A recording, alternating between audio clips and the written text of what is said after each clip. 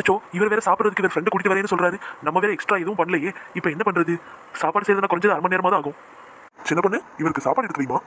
ஐயோ, இவர்கிட்ட எப்படி சொல்லன்னு தெரியலையே. 2 பேரும் இங்கே உட்காந்துருக்காங்களே. என்ன சின்ன பொண்ணு வேடிக்கை பார்த்துக்கிட்டே இருக்க? சீக்கிரம் பரிமாறு. இதோ வந்துட்டீங்க. சாப்பிடுங்கண்ணா.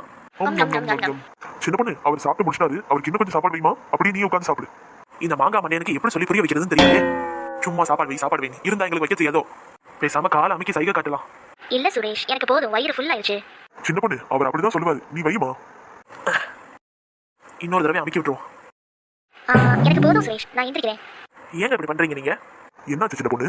உங்க ஃப்ரெண்டை கூப்பிட்டு வரது நீங்க முன்னாடியே சொன்னாதான் நான் சமைச்சு வச்சிருக்க முடியும். நீங்க பாட்டுக்கு திடுப்புன்னு கூட்டிட்டு வந்துட்டு சாப்பாடு வைன்னு சொன்னா சாப்பாடு இருந்தா தானே வைக்க முடியும். எப்படியோ கடவுள் புண்ணியத்துல அட்ஜஸ்ட் பண்ணிக்கிட்டாரு. இல்லனா உங்க பேர் தானே கெட்டு போகும். அதனால தான் நான் உங்க கால அமைக்க சாப்பாடு இல்லைன்னு சைகை காட்டினேன். நீ என்ன சொல்ற சின்ன பொண்ணு? என் காலை நீ மிதிக்கவே இல்லையே. எப்போ மிதிச்ச? அப்ப நான் மிதிச்சது அவர் காலையா?